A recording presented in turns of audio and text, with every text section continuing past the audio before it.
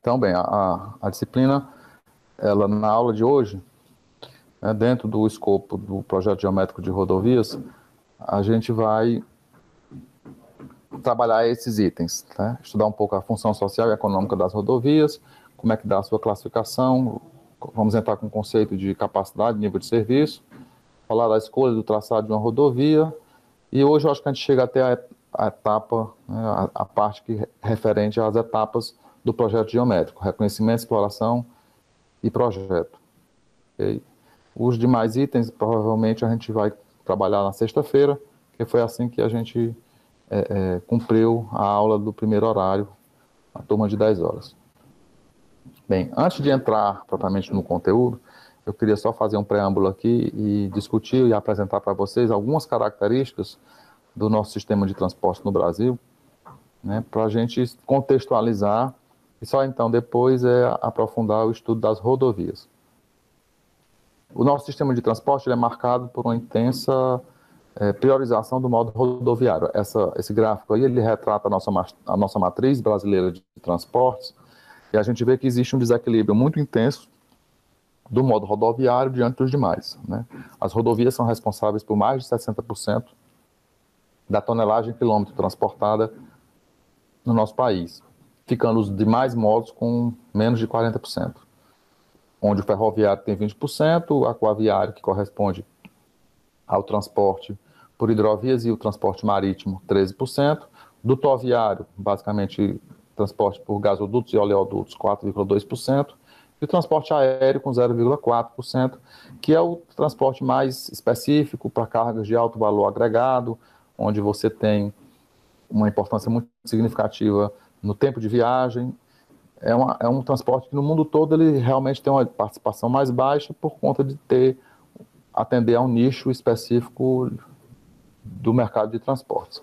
Mas os outros modos de transporte, principalmente o rodoviário e o ferroviário, eles têm condições mais iguais para competirem, né? O transporte aquaviário ele está muito associado à existência de hidrovias, né, naturais, normalmente, né, apesar de eu poder ter alguma infraestrutura construída, mas na maior parte das vezes a gente faz uso de um recurso natural que já exista, um rio navegável, por exemplo, e esse rio navegável, esse recurso, ele tem que estar localizado numa região onde a demanda por transportes exista. Por exemplo, a gente tem as maiores hidrovias da superfície terrestre provavelmente estão na Amazônia.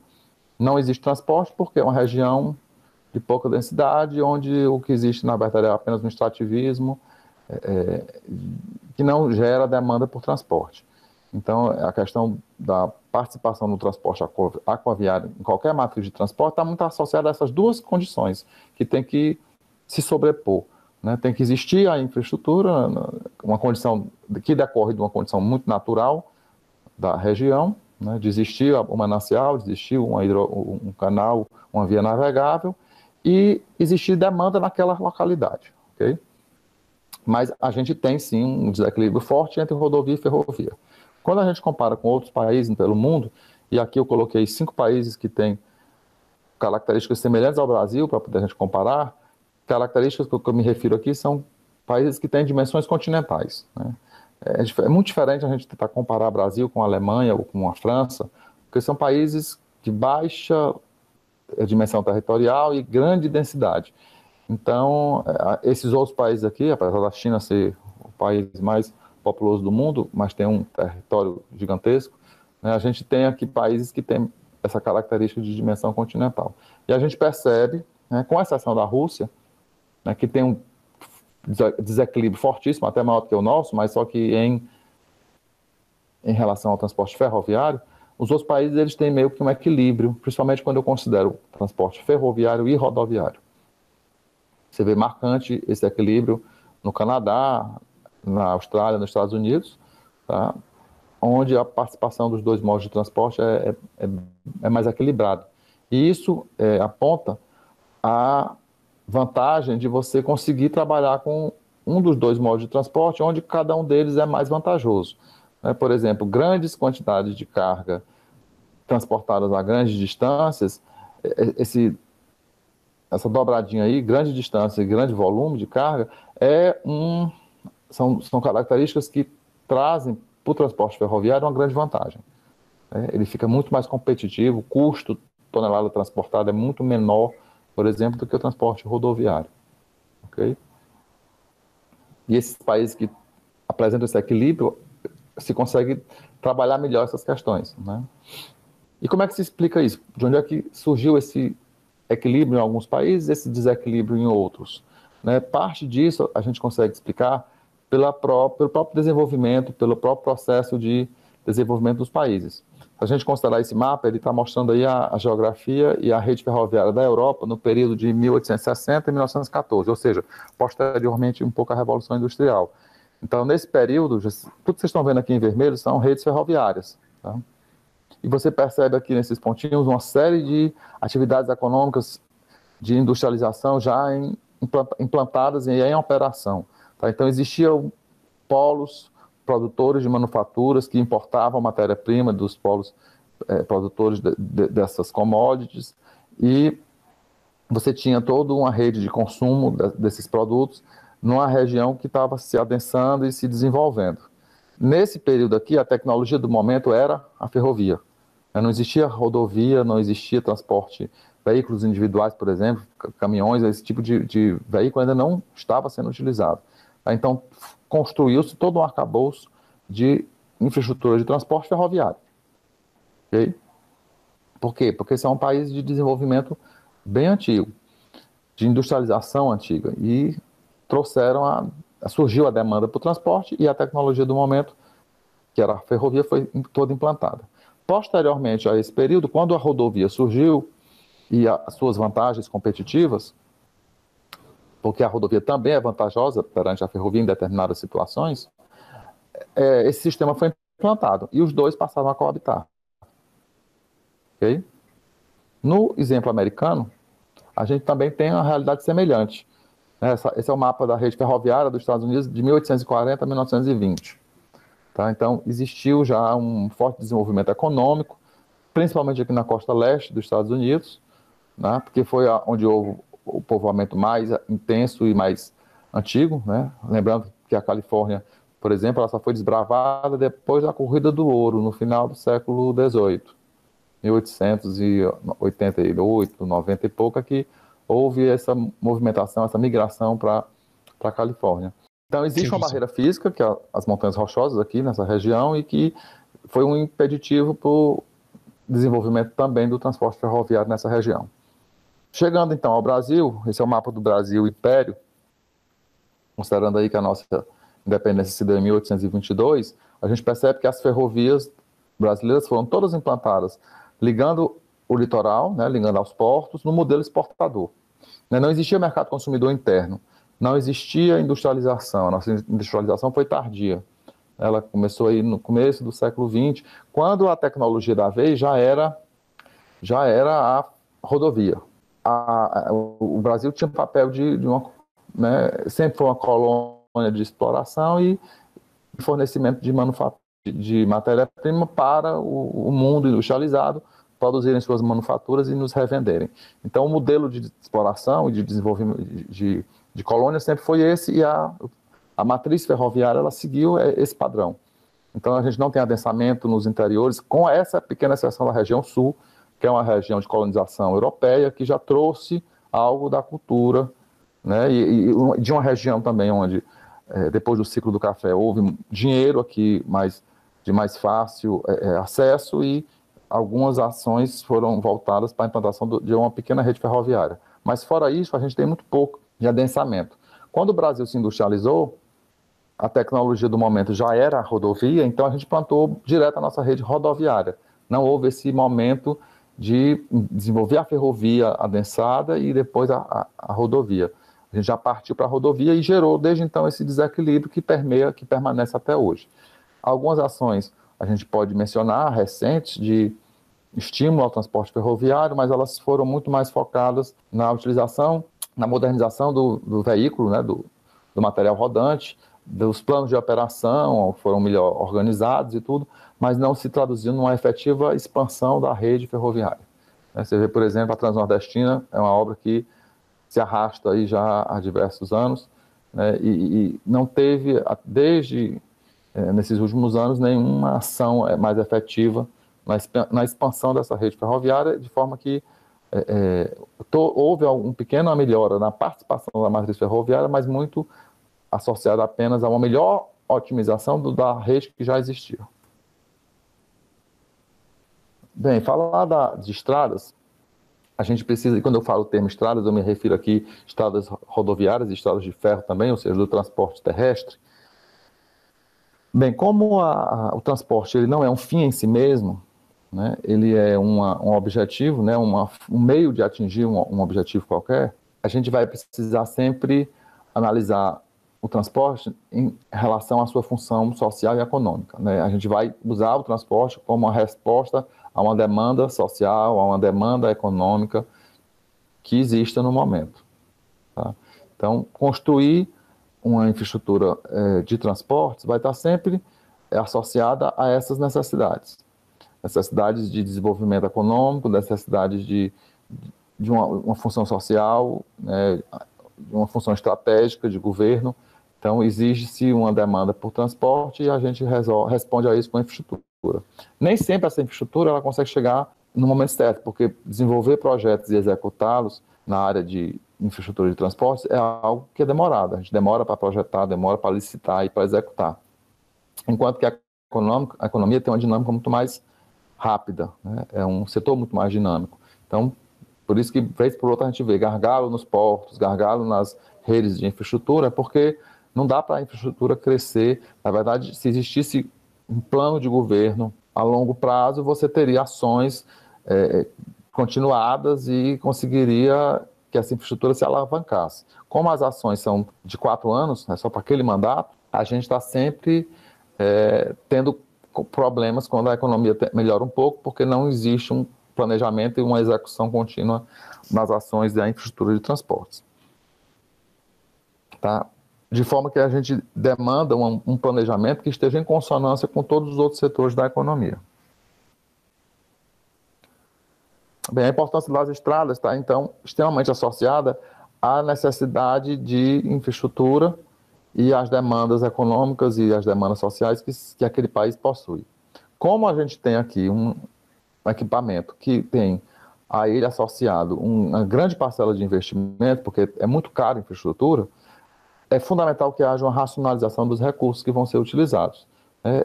Onde se selecione a melhor modalidade de transportes e se desenvolva o melhor projeto que alie condições de segurança, né, e de economicidade e de conforto, né?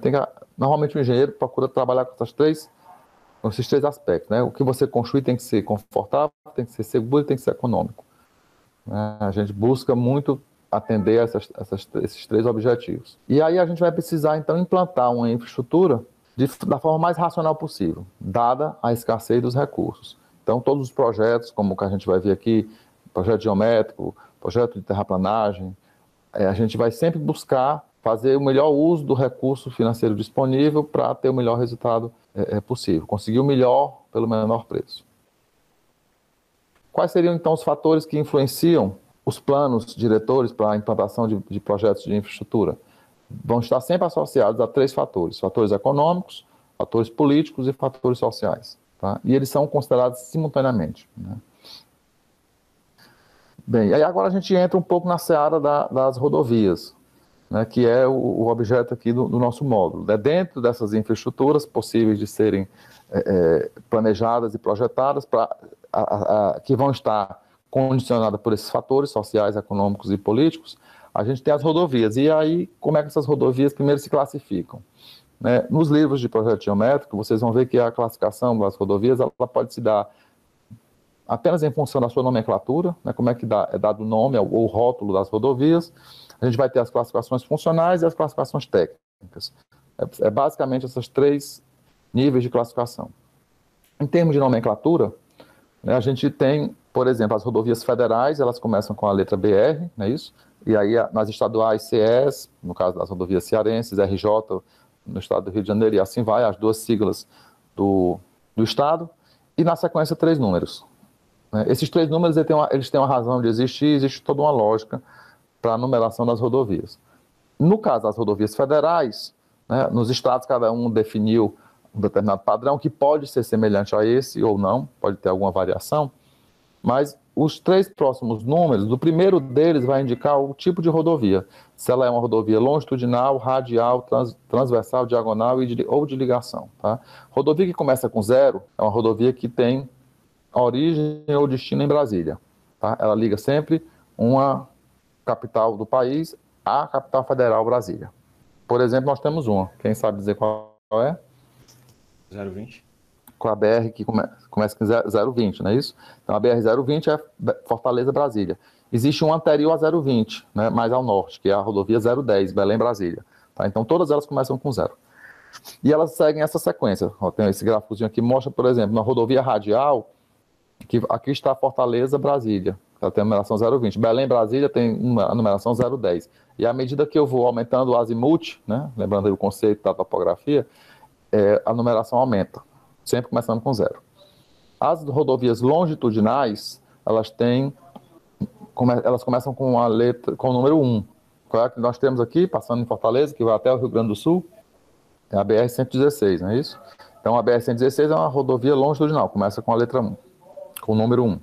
Tem alguma rodovia mais litorânea que a BR-116? Tem a BR-101, que começa lá em Natal e percorre todo o litoral brasileiro até o sul do país. Tá? Então a numeração das rodovias longitudinais começam com 1, esse número vai aumentando à medida que eu me aproximo do continente, e quando eu chego em Brasília, eu estou na altura mais ou menos de 150.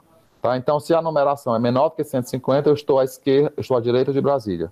Se ela é maior do que 150, eu estou à esquerda de Brasília, a oeste de Brasília.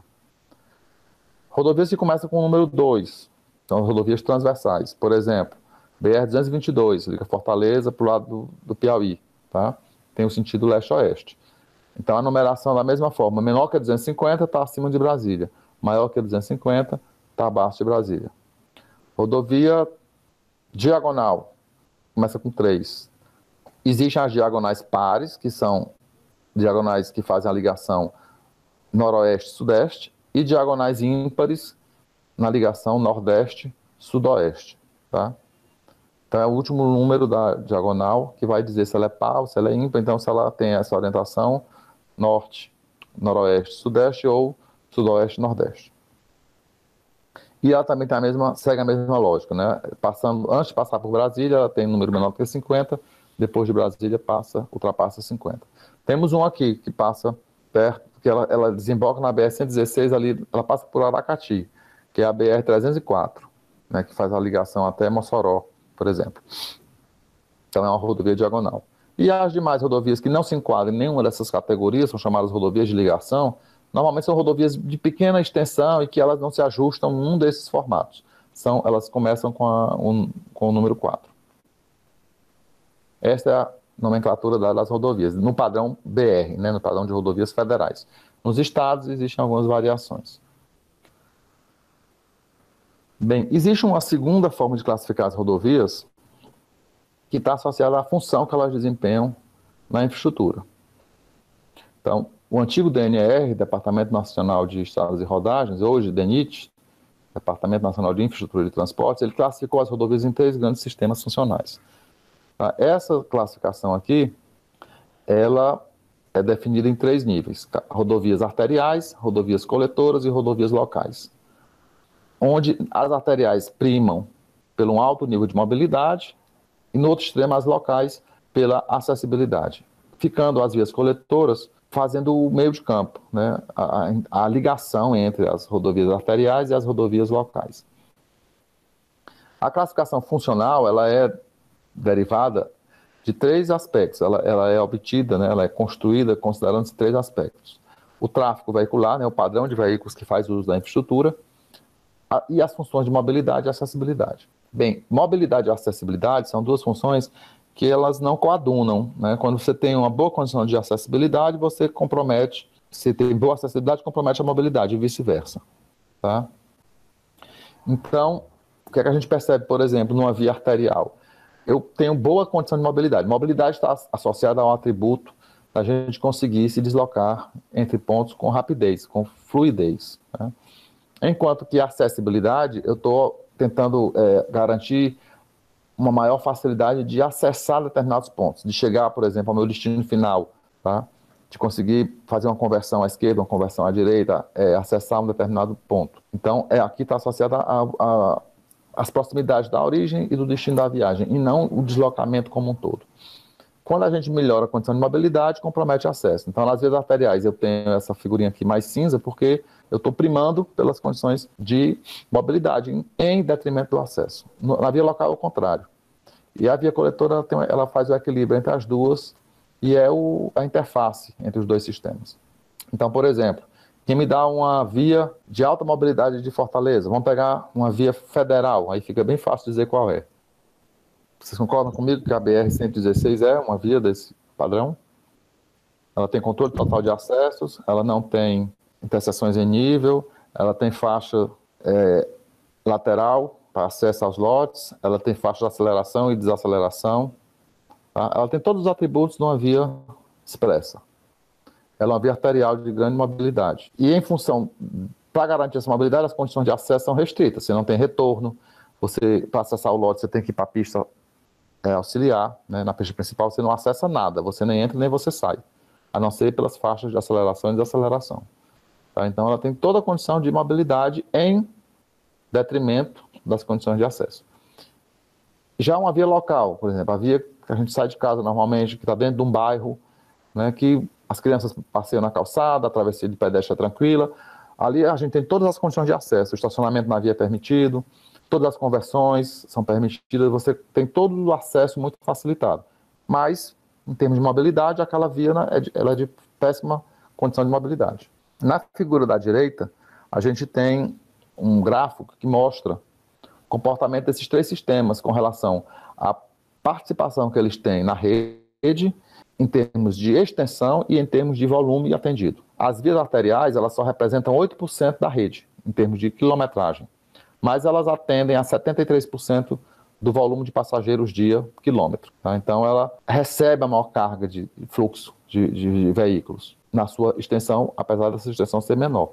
No outro extremo, as vias locais, elas só correspondem, na verdade, elas correspondem a 67% da rede em extensão, mas só recebem 8% do tráfego. E as coletoras estão no meio do caminho com 25% da extensão, correspondendo a 19% do tráfego de veículos. Então, o cotidiano, o dia a dia da gente normalmente é o seguinte: a gente sai de uma via local, no bairro residencial de uma cidade qualquer, a partir dele acessa uma via de melhor infraestrutura, uma via coletora, onde já é normalmente a via onde passa o transporte coletivo, onde circulam os veículos de carga, e que desembocam nas vias arteriais quando vão fazer deslocamento entre bairros ou dentro da região metropolitana. Tá? Então, a gente pode, inclusive, fazer uma analogia desse sistema com o sistema circulatório humano. Tá? Você tem artérias, veias de grande calibre, que transportam grande parte do sangue, que se ramificam em veias de menor porte, de menor calibre, e depois voltam a se ramificar, por exemplo, e chegam nas nossas extremidades, com capilaridades, que vão, por exemplo, oxigenar nossas células. Tá? Então, o sistema viário, ele tem mais ou menos essa mesma, né? Eu posso fazer essa comparação que ela é pertinente. Bem, esse sistema, ele tem uma razão, uma estrutura, né, que funciona muito bem, porque a gente consegue associar as grandes demandas de transporte dos grandes polos geradores, né, das grandes cidades, por exemplo, cidades com mais de 150 mil habitantes, onde normalmente se implantam as rodovias arteriais principais. Né? A rodovia arterial se subdivide em 3 categorias: principal, primária e secundária, onde a principal atende essas populações de 150 mil habitantes ou mais, conexão entre cidades, entre regiões metropolitanas, por exemplo. Depois, no segundo nível, primário, populações com mais de 50 mil habitantes, e secundário com mais de 10 mil habitantes. Depois, as coletoras, até chegar nas locais, diminuindo as populações atendidas, né? Os núcleos populacionais atendidos por essas infraestruturas. Bem, normalmente as cidades maiores, elas estão mais distantes entre si, né? Você tem muita cidadezinha próxima, cidades pequenas, né? Quando você sai de Fortaleza, a próxima cidade que você encontra a leste de Fortaleza vai ser Natal, depois as capitais do Nordeste, não é isso? Entre essas capitais, você tem uma série de cidades menores. Então, normalmente, os grandes deslocamentos, eles vão conectar as grandes cidades onde existem as grandes demandas de transporte. E aí qual é a lógica desse sistema? Como eu tenho uma grande população sendo atendida a uma distância mais significativa, por exemplo, a média das extensões de viagem nas vias arteriais principais é de 120 quilômetros. Aí eu preciso, então, promover uma infraestrutura de um padrão mais elevado para permitir que os veículos trafeguem numa maior velocidade. Então, nesses trechos que atendem mais população e as distâncias são mais significativas, eu jogo neles uma infraestrutura robusta de transporte que me permita, por exemplo, trafegar 120 km por hora. Isso me dá um tempo de viagem de 1 hora. Tá? À medida que eu desço na hierarquia, eu vou atendendo populações menores, mas que têm extensões de viagens menores, por exemplo, 80 quilômetros para as vias primárias. Aí eu já baixo a velocidade, não preciso ter 120 km por hora. O nível de velocidade aqui vai variar de 50 a 100. Nas vias arteriais secundárias, eu já baixo para 60 km a extensão média das viagens. E aí, com isso, também baixo a velocidade de operação.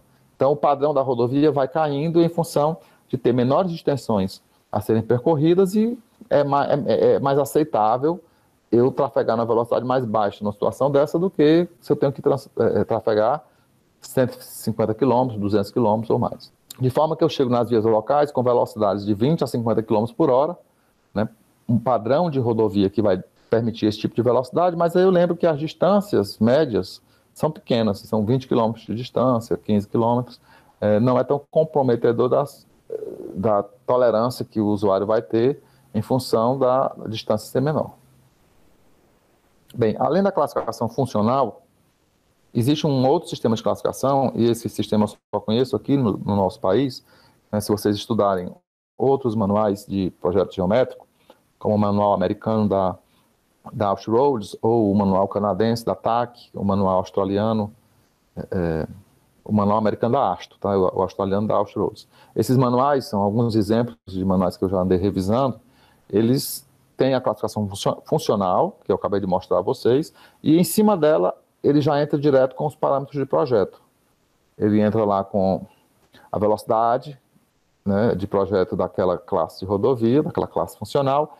E em cima da velocidade a gente determina, por exemplo, as rampas máximas, os raios das curvas horizontais, a largura da faixa, a largura do acostamento, as distâncias de visibilidade, todos os parâmetros que vão condicionar a geometria são estabelecidos a partir dessa velocidade, que é atrelada à classe funcional. Isso acontece na maioria dos manuais. No caso do nosso manual do DNR, que é de 99, o que a gente tem é uma classificação que ele chama de técnica, e a partir dessa classificação técnica é que ele joga os parâmetros de projeto.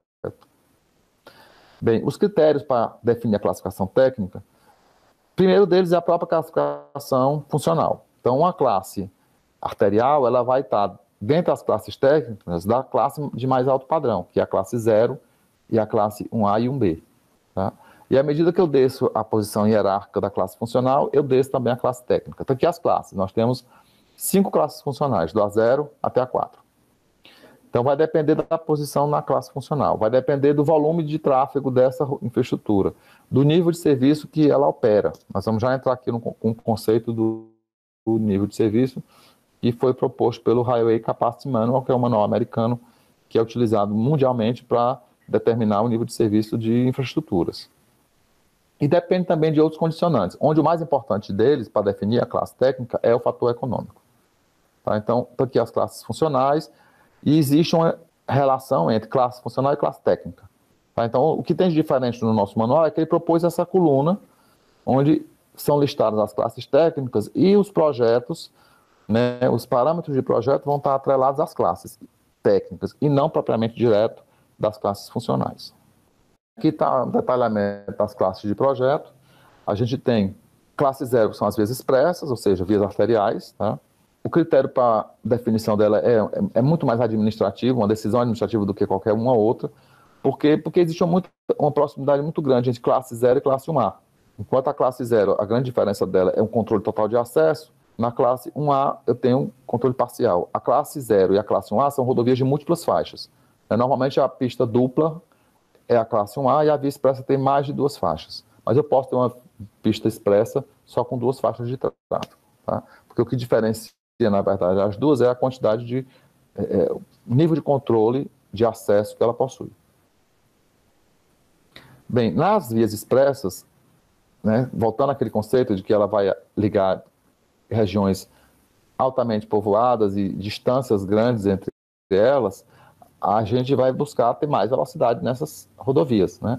Então, a velocidade de projeto delas, vocês estão vendo aqui 3 faixas de velocidade, 120, 100 e 80. E elas estão variando em função do relevo. Alguém me dá uma justificativa por que é que eu fiz 3 faixas de velocidade, por que eu não coloquei só uma faixa de velocidade aqui para definir a via expressa? O que é que vocês acham que foi? Por que é que se adotou, se assumiu essa condição aí? Um perigo.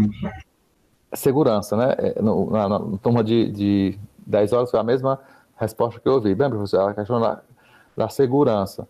Mas não acho que eu estou colocando o veículo para trafegar a 120 km por hora numa rodovia que o raio da curva não permita que a faixa de tráfego seja estreita ou que a rampa seja acentuada. Porque essas condições físicas, elas vão ter que ser adequadas para 120 km por hora. Então, quando eu falo velocidade de projeto 120 km por hora, o que é velocidade de projeto? Nós vamos ver esse conceito. É a máxima velocidade que o veículo pode operar em condições seguras. Então, não seria inseguro. Segurança porque o conceito de velocidade de projeto já está amarrada com tráfego seguro. Na verdade, a questão aqui é econômica. Condições de... Visibilidade também. Desculpa, eu não te ouvi. As condições de visibilidade. Condição de visibilidade. Bem, mais uma vez, condição de visibilidade a gente vai aprender aqui a calcular para uma determinada velocidade de projeto. Talvez vocês estão pensando assim, pensar aqui num terreno montanhoso, Fortaleza, Guaramiranga. Como é que eu vou subir a Serra de Guaramiranga com 120 km por hora? Bem, o traçado não seria aquele. A condição de visibilidade ela vai ser construída em função do traçado que eu escolher. Tá? Então, assim, o que faz existirem 3 velocidades em função do relevo, na verdade, é a dificuldade e o custo associado a alterar a geometria, alterar a condição do terreno, a topografia do terreno para receber uma infraestrutura que permita trafegar a 120 km por hora. Porque a 120 km por hora, para vocês terem uma ideia, a rampa máxima permitida é 3%. Ok? Como é que eu vou conseguir gerar uma rampa só de 3% e sair de Fortaleza e subir 800 metros para chegar em Guaramiranga? Consigo, mas imagine o percurso, a rota que esse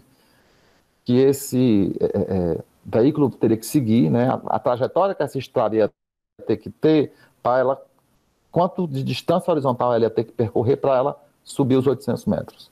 Imagine o custo associado a isso. Tá? O custo de escavação, o custo de aterro.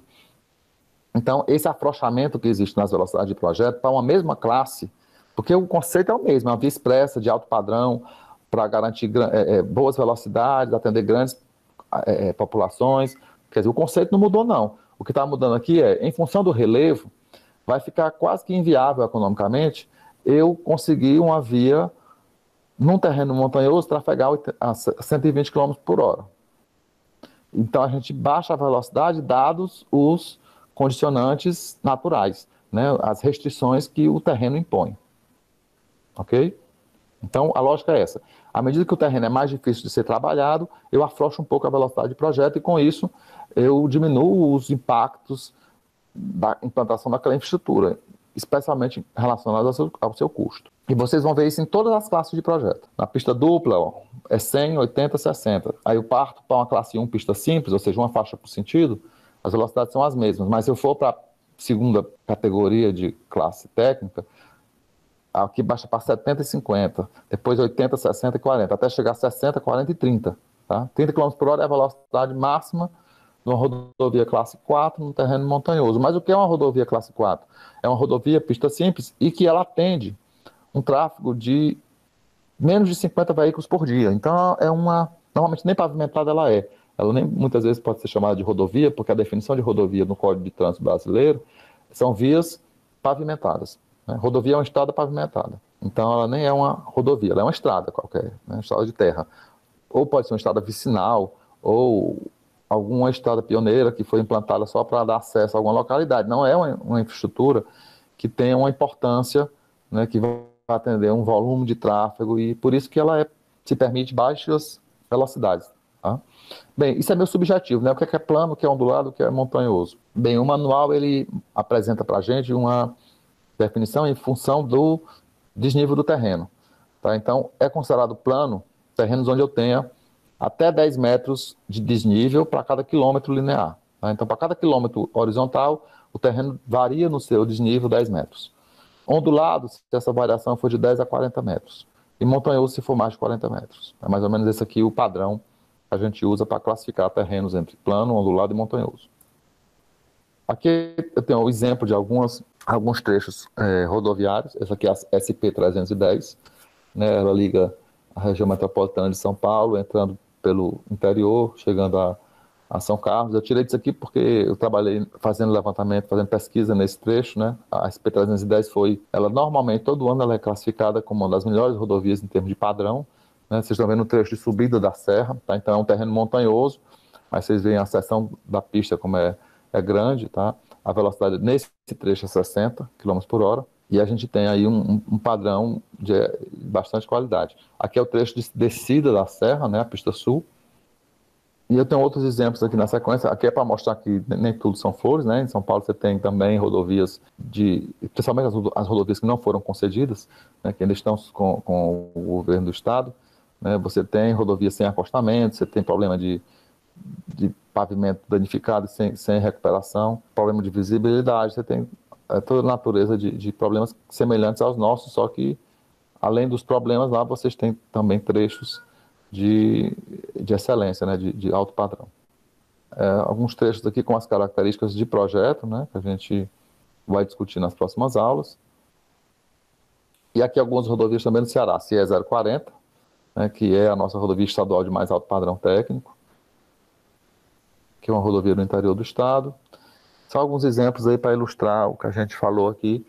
E uma coisa que eu percebi quando fiz a minha pesquisa em rodovias é que é muito difícil a gente olhando para a infraestrutura, porque a gente vai aprender aqui na teoria, né, no que o manual propõe, né, a classe 0, terreno plano, a velocidade de projeto é 120, a rampa máxima é 3%, entre 2% e 3%, o raio mínimo é 540 metros, a distância de visibilidade é tanto, a gente vai ver todos os parâmetros. Mas quando a gente pega um trecho desse e vai olhar, aqui e acolá você encontra uma curva que não tem aquele raio, que tem um raio menor, uma rampa, o limite. Então acaba sendo muito difícil a gente conseguir olhar para um trecho e dizer, bem, esse trecho é classe 0, ou ele é classe 1, 1A, 1B, porque em um ou outro momento, em função da dificuldade de implantação do trecho, foi alterada alguma coisa e não se seguiu exatamente os parâmetros mínimos. Ok? Mas, via de regra, né, a maior parte da infraestrutura ela tem que estar enquadrada, né, do projeto. Bem, eu vou falar agora um pouquinho de capacidade e nível de serviço, porque esses são dois parâmetros que são importantes quando a gente desenvolve algum projeto, por exemplo, promover um melhoramento viário, uma duplicação de via. Um dos critérios utilizados é a situação do nível de serviço que aquela infraestrutura está operando no momento atual. Qual seria o conceito de capacidade? Número máximo de veículos que são capazes de passar por um trecho de rodovia durante um certo período de tempo, sob as condições dominantes da via e do tráfego. Existe conceito de capacidade para qualquer infraestrutura. Existe capacidade de um terminal, por exemplo, para processar passageiros. O aeroporto processa tantos passageiros por ano. Vocês já devem ter visto essa informação. 3 milhões, 4 milhões, 5 milhões de passageiros. Então, isso é a capacidade dele. Existe capacidade numa parada de ônibus, existe capacidade num cruzamento semafórico, num viaduto. Qualquer infraestrutura tem uma capacidade e vai estar associada ao fluxo de passagem de veículo. Pode ser pedestre, pode ser carro, pode ser qualquer tipo de elemento dentro de um sistema, tá? Dado um determinado período de tempo, dadas, né, prevalentes as condições da via e do tráfego. Dependendo da capacidade e da associação que essa capacidade tem com o volume, porque existe uma relação que a gente usa muito na engenharia de tráfego, que é a relação volume-capacidade. Tá? Capacidade é o que a infraestrutura tem de suporte, né? Ela recebe até tal quantidade de veículos ou de usuários. E existe o volume, que é o que está demandado, acontecendo na prática. Quando essa relação volume-capacidade se aproxima de 1, a gente está chegando no nível de saturação, no máximo da capacidade. Quando ela passa de 1, começa a formar fila, formar acúmulo, porque eu tenho mais demanda do que a minha capacidade de processar. Bem, dependendo dessa relação e de outros parâmetros que a gente vai listar agora, a gente entra com o conceito de nível de serviço. Nível de serviço é uma medida qualitativa do efeito de um conjunto de fatores na velocidade e densidade do fluxo de veículos. A gente trabalha as faixas de nível de serviço considerando esses dois parâmetros, a velocidade que eu consigo trafegar e a densidade do fluxo, ou seja, a quantidade de usuários dentro de uma área. E esse nível de serviço ele vai ser, portanto, influenciado por aspectos como a velocidade que eu consigo desenvolver, o meu tempo de viagem, a quantidade de interrupções que existem no tráfego, a liberdade de desenvolver manobras nesse tráfego, as condições de segurança, as condições de conforto e conveniência. Então, pela definição, vocês veem que é uma coisa subjetiva, né? Está associada a um estado de como você percebe que a infraestrutura está funcionando. Bem, os níveis de serviço eles vão do A até o F, tá? São 6 níveis de serviço, e o melhor nível de serviço é o nível A, e ele vai se deteriorando até chegar no nível mais deteriorado, que é o nível F. Tá? Para rodovias, eu trouxe aqui uns vídeos, que é do manual do Highway Capacity Manual, que é o manual americano que apresenta a metodologia para o cálculo de nível de serviço. Vocês vão ver agora os vídeos rodando e mostrando mais ou menos a intensidade dos fluxos. Por exemplo, aqui eu tenho uma rodovia trafegando, operando no nível A. Fluxo livre, os usuários quase não são afetados pela presença de outros veículos, existe uma grande liberdade para a escolha de velocidade e o nível de conforto é excelente. À medida que esse fluxo aumenta, né, aqui já está no nível B, existe um fluxo ainda estável, né, está bem equilibrado, ainda existe bastante liberdade de desenvolver velocidade, mas a gente já percebe diferença na habilidade de realizar manobras, conversão já é mais restritiva do que o nível anterior, que você quase não tinha nenhum carro na adjacência. Tá? Então percebe-se uma pequena redução no nível de conforto. No nível C, a gente tem ainda fluxo estável, mas afetado de uma forma significativa pela presença dos veículos. Já fica mais complicado eu conseguir estabelecer a velocidade que eu quero, eu fico quase que preso ao pelotão, né, à corrente de tráfego, as manobras já vão exigir uma maior atenção e queda significativa nos níveis de conforto. Esse é o nível de serviço que normalmente os manuais estabelecem, que quando a rodovia está nessa condição, já pode se pensar em fazer algum tipo de melhoria, né, no limite entre o nível C e o nível D. Tá? Como, por exemplo, uma duplicação da rodovia. Quando a gente está achando importante, a nível D, alta densidade, limiado fluxo estável, pouca liberdade de manobras ou escolha de velocidade, um pobre nível de conforto, e começam a surgir os distúrbios no fluxo de tráfego. Pequenas paradas, gerando ondas de choque nos veículos seguintes. O nível E, nível próximo da capacidade, ou seja, o volume usando a infraestrutura. Então, a gente tem baixa velocidade, manobras difíceis, ocorrência frequente de distúrbios, né? Parada e retomada. E a gente chega no nível F, que é o nível de congestionamento. Bem, quais seriam então os estudos que conformam um projeto executivo de engenharia? Eu listei aqui todos os estudos que fazem parte do escopo de um projeto. A gente está no meio deles, né? Vocês estão vendo bem aqui, ó, o projeto geométrico. O projeto geométrico vai anteceder outros estudos. E o primeiro que está aqui pertinho dele é o estudo topográfico. Então, aqui tudo que vocês aprenderam na disciplina de topografia vai ser subsídio para a gente desenvolver o traçado de uma estrada. Por quê? A gente vai precisar conhecer o relevo, a configuração das curvas de nível, né, a inclinação dos terrenos, perfil longitudinal, perfil transversal. São elementos que vão ser úteis para a gente ver qual é o melhor caminho para a estrada passar. Além do topográfico, estudo hidrológico, onde é que tem reservatório, onde é que tem rio, onde é que tem problema de enchente, para eu evitar que a estrada passe, ou que eu suba a cota da estrada para ela conseguir vencer esses obstáculos, não ser inundada, não ter problema de drenagem. O estudo hidrológico vai me dizer isso. Estudo geológico e geotécnico, qual é o tipo de material, a resistência, a capacidade de suporte do solo para receber o corpo da estrada e o fluxo de veículos que vai passar sobre ela. Tem que saber essa condição, né? Já é um aspecto relacionado à superestrutura de estradas, que é onde a gente vai estudar os esforços e as solicitações que o pavimento vai sofrer. O estudo de tráfego, né? Isso que eu mostrei agora há pouco, o nível de serviço, a demanda existente, a hora de pico, esses volumes todos são os estudos de tráfego que vão apontar. Né? Eu posso ter um estudo de tráfego de um trecho de uma rodovia que nem foi implantada ainda. Posso fazer uma pesquisa origem e destino, saber carregar a rede e saber projetar qual tráfego no ano de abertura. Mas pode ser também uma situação mais simples, que eu já tenho a infraestrutura funcionando e eu quero duplicar. Então eu faço uma contagem de tráfego na seção da via existente e projeto ela adotando taxas de crescimento, adotando fatores de expansão, ok? Então são elementos que vão subsidiar o projeto geométrico, porque em função disso eu defino se vai ser rodovia de pista simples, pista dupla, múltiplas faixas, etc. Na sequência, né, porque nós vamos trabalhar o projeto geométrico, né, que foi o primeiro aqui, que vocês vão trabalhar comigo. Então, está aqui a definição dele, a gente vai projetar os elementos que compõem a geometria da via, suas características técnicas, como o raio das curvas, as rampas, plataformas, tá? São os elementos que vão compor o corpo estradal. Na sequência, projeto de terraplanagem, né, que é a movimentação de terra, cortes e aterros, compensações, bota fora, empréstimo de material.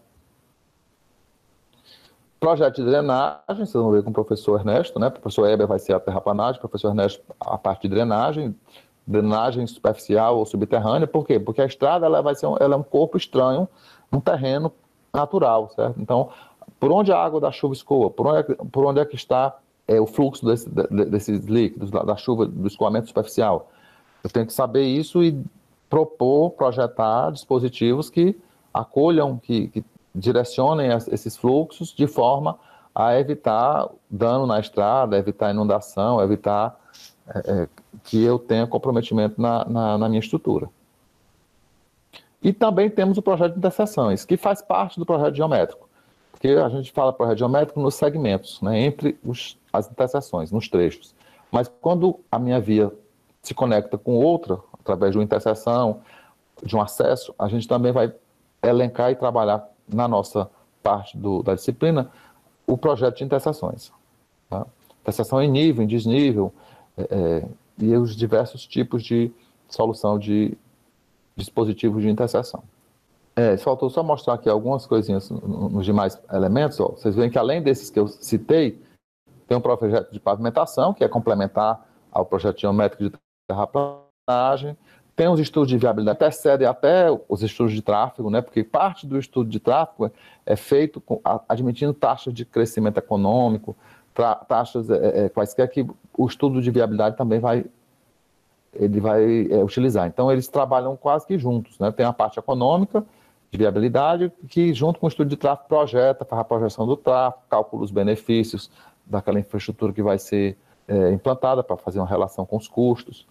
A taxa líquida de retorno é um indicador, por exemplo, econômico, que é importante de se considerar na viabilidade de implantar uma infraestrutura.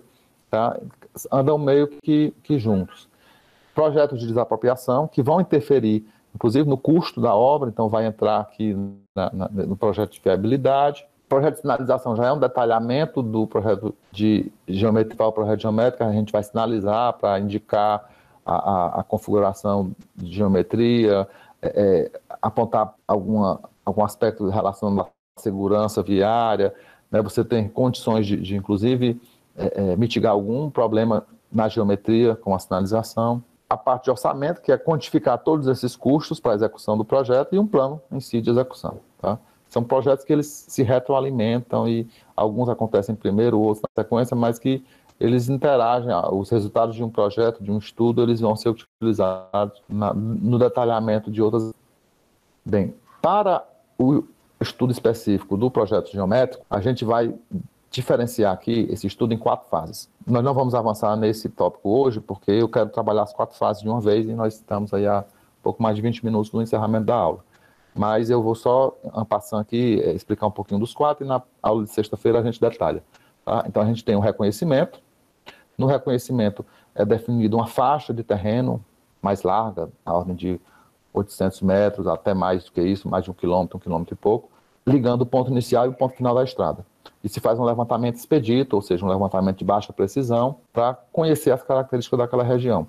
Pode ser um levantamento até mesmo indireto, com cartas, mapas, fotografias aéreas, algo que já existe de levantamento realizado. Depois a gente parte para a etapa de exploração, que pode ser inclusive terrestre, com equipamentos topográficos. E aí, daquela área maior do reconhecimento, eu já afunilo uma faixa de exploração mais estreita para detalhar melhor e propor as alternativas de traçado.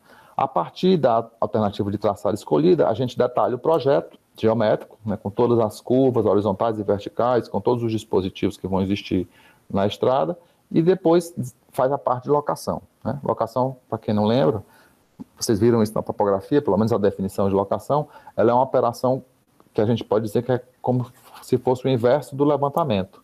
Né? No levantamento, a gente vai para o terreno para conhecer as características naturais que aquele terreno tem. Naturais e artificiais, se ele já tiver uma benfeitoria, uma construção, a gente consegue determinar esses elementos, a posição deles, a configuração deles. E aí, em cima desse levantamento, desenvolve um projeto. Depois volta para o campo para materializar os elementos de projeto. Então, é por isso que a gente diz que a locação é uma operação inversa ao levantamento. No levantamento, eu tiro do terreno para colocar no papel. E na locação, eu tiro do papel para materializar no terreno, para executar a construção. Então, também essa etapa de locação, ela faz parte, né, a locação de uma curva circular simples, de uma curva com transição, do grade de uma estrada, são elementos que vão ser posicionados e materializados adequadamente no terreno depois que o projeto é validado e se entra na etapa de construção.